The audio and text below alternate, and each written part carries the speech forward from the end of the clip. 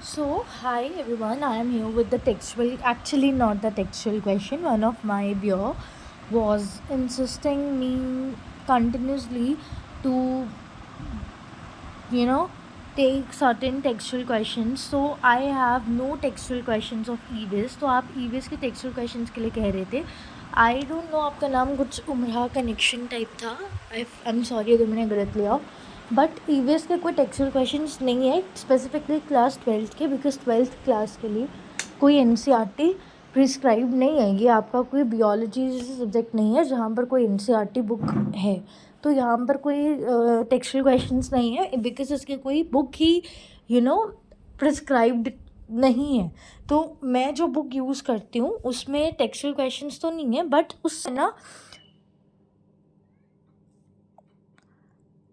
उससे मैंने PYQs लाए हैं. So all questions are covered which are PYQ based. So आप PYQs क्वेश्चंस को ही प्रैक्टिस करें. Those will be your textual questions itself and EVS में दे रिपीट, है ना. बाकी कॉन्सेप्ट्स तो हमने समझाए ही है. सो पहले तो मैं कुछ चीज़ें क्लियर करना चाहती हूँ. फर्स्ट ऑफ ऑल कि टेक्सुअल क्वेश्चन जो आप कह रहे हो मुझे भी आप क्लैरिफाई करो कि टेक्सुअल क्वेश्चंस हैं क्या, बिकॉज जहाँ तक मुझे पता है there are no textual question. वैसे तो मैं यहाँ पे वाटर पोल्यूशन नहीं होगा, वाटर पोल्यूशन के साथ जो हमारा फर्स्ट चैप्टर है उसके भी क्वेश्चंस कवर करने वाली हूँ, दोनों के कवर करने वाली हूँ. बट टेक्सुअल कोई क्वेश्चंस नहीं होते मेरे लिए. Textual questions are PYQ only. अगर आपको कोई टेक्सुअल क्वेश्चंस पता है तो please tell me. Plus plus plus plus plus plus yes, इतना ही नहीं, प्लस आज ही आपका होगा टेस्ट भी होगा इन 2 चैप्टर का. तो आप जो आपका फर्स्ट चैप्टर है और ये जो वाटर पोल्यूशन वाला सेकंड चैप्टर है, फर्स्ट और सेकंड चैप्टर के सबसे पहले आप इसको अच्छे से पढ़िए. फिर आप इसके टेक्सुअल क्वेश्चंस जो कि PYQ ही हैं, बिकॉज जो मैं बुक करती हूँ there are no textual questions in that. वहाँ पे जो पास्ट पेपर्स हुए हैं उससे PYQ है. आप फिर उन PYQ को ट्राई करिए. PYQ हो गए, आपका चैप्टर प्रिपेयर है. अगर आपने उसको खुद से रिवाइज कर लिया है then just come to the test. ठीक है, टेस्ट मैं यहाँ दे जाऊँगी, उसके आंसर की दूँगी and then you have to just go for it, है ना. सो प्लस फर्स्ट चैप्टर भी होगा, प्लस यहाँ पे PYQs भी होंगे. So let's move ahead today.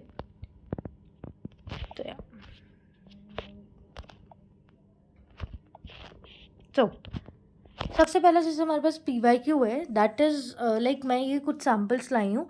ये वो जैसे आप बार बार मुझे बोल रहे थे टेक्सुअल क्वेश्चंस करवाओ, तो there are no textual questions, there are only PYQs. तो मैं PYQs उठा के लाई हूँ.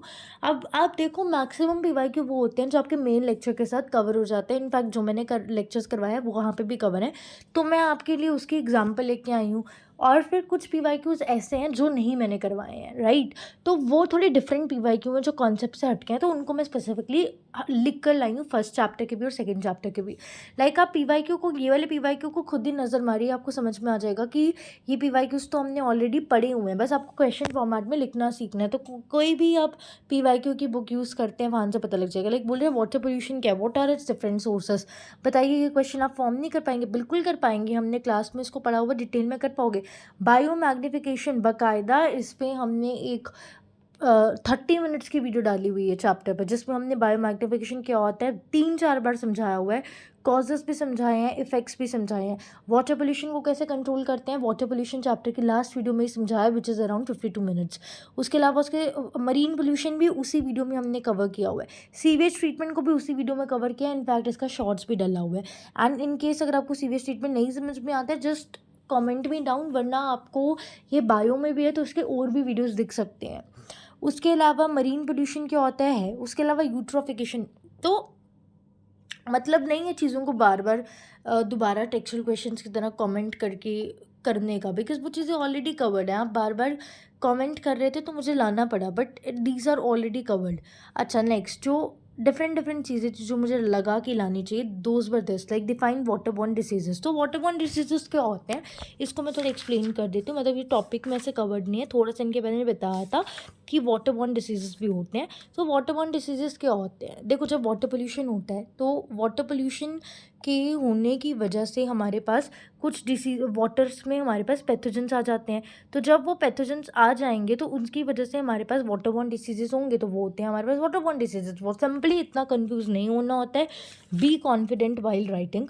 Water borne diseases are those diseases which are caused by your dirty water, that is waterborne diseases. and इसकी एग्जाम्पल आपके typhoid fever, आपका dysentery, ये सब उसके ही एग्जाम्पल्स होते हैं.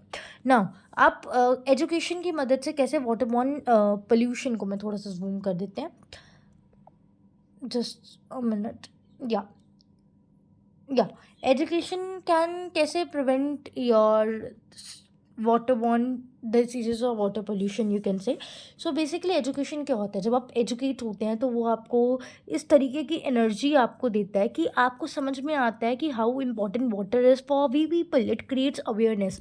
सो in short the simple answer is education can create awareness, and via that awareness it's so easy. ठीक है. Now next is what is this topic. Like देखो, लेट मी रेज इट.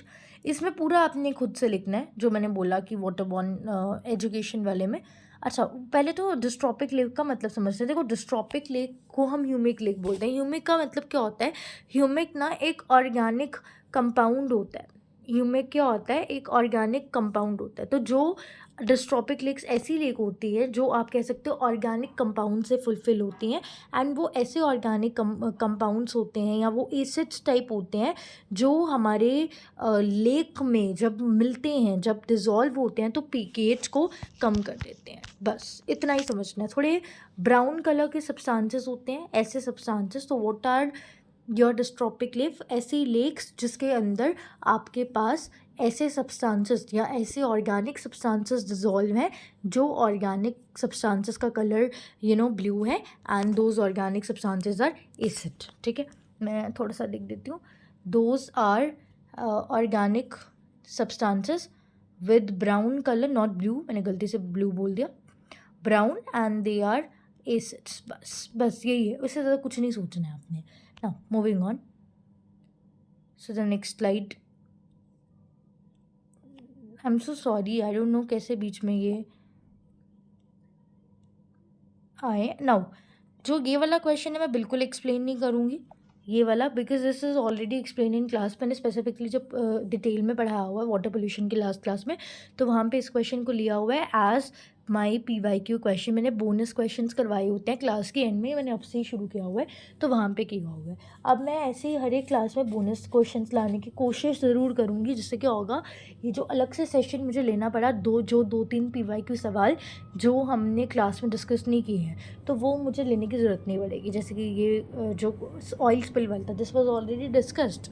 ठीक है. Now next is CRZ. देखो, CRZ की full form आ सकती है coastal regulation zone. अब देखो, कोस्टल एरियाज होते हैं विच आर नियर ओशंस. तो बस जब मैं कोई भी ओशनिक एरिया को रेगुलेट करती हूँ, so that basically coastal is my ocean, और ओशन को रेगुलेट करने वाले जोन्स कहलाते हैं CRZ. Now why do we need to regulate the oceans? We need to regulate the oceans just because आपको पता है, आप लाइक गोवा में चले जाएं, वहाँ के जो बीचेस वगैरह, यहाँ वहाँ के जो ओशंस है, tourism love to come over there. So we need to regulate these type of zones just because of our tourism infrastructure.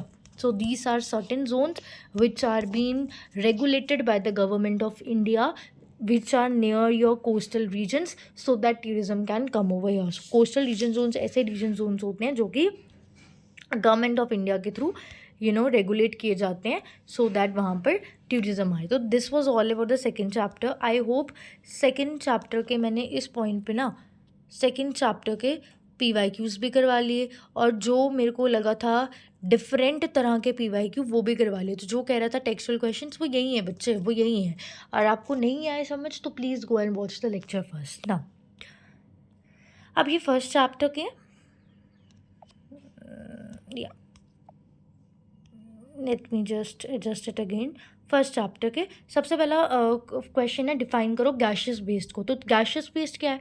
वो वेस्ट प्रोडक्ट जो गैस फॉर्म में एग्जिस्ट करे. सिंपल, जैसे कि carbon monoxide, this is a pollutant, right. यही gaseous waste product होता है.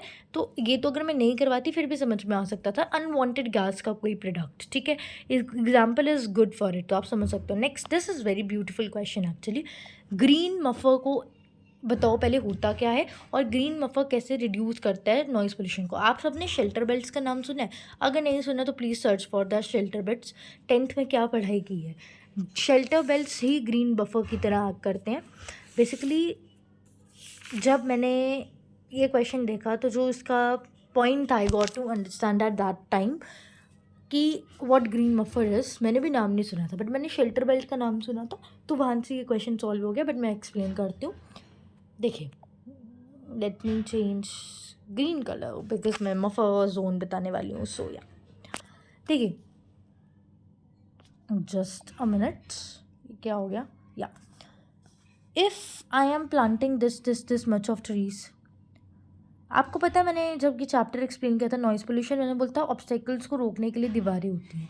ऐसी ट्रीज़ आ जाएंगी ना, तो आपकी बहुत सारी नॉइज़ रुक जाएगी। This is shelter belt and this is what the green muffler is. So अगर आप एक पॉपुलेटेड एरिया जहाँ बहुत नॉइजी प्लेसेस है, वहाँ पर आप 4-6 ट्रीज़ एक रो में लगा देना, उसी को ग्रीन मफर कहते हैं। और ये आप लगा सकते हो।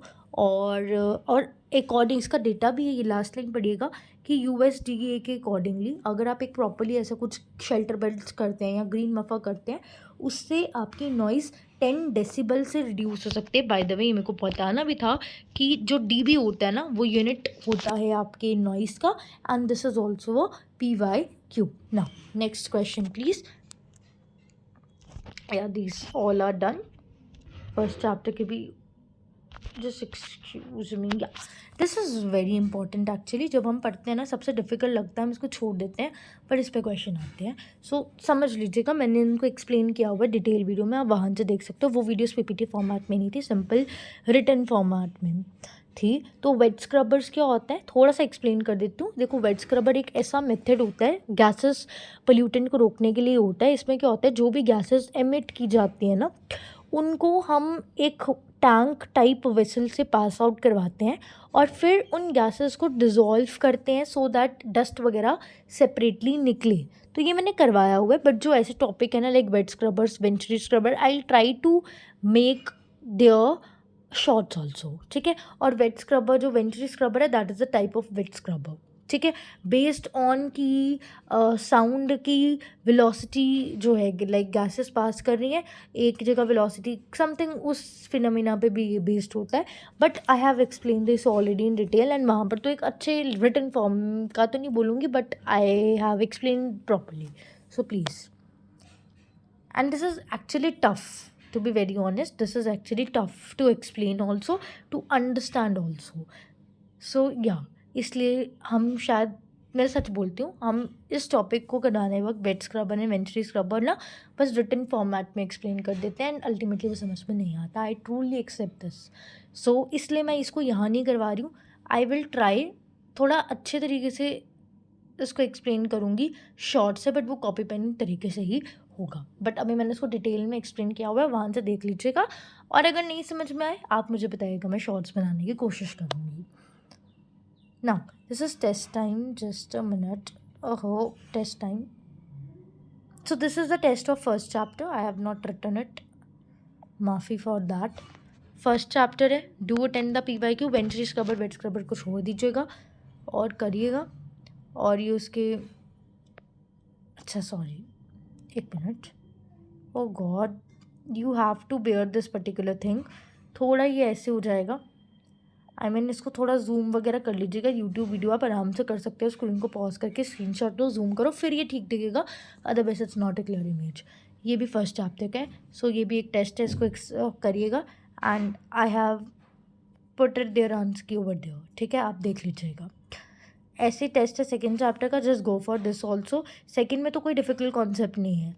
And just again, just a minute यार, just zoom in over here. हाँ, one more thing, don't do any kind of cheating over here I have not placed answer key separately, ठीक है। This is the answer key of your second chapter, ठीक है। तो please do it and just tell me what are the topics which are not clear to you people. I'll try to explain, and I'll try to explain those methods in the shorts also, because first chapter की सबसे difficulty वही है कि what are the different methods of controlling these type of pollutants. I also have made the 2 videos, so बस बता दीजिएगा and this that's उसके बाद अगला चैप्टर शुरू करेंगे। बट अब मैं ऑफिशियली अनाउंस कर रही हूँ, फर्स्ट सेकेंड चैप्टर पूरे तरीके से कंप्लीट हो चुके हैं।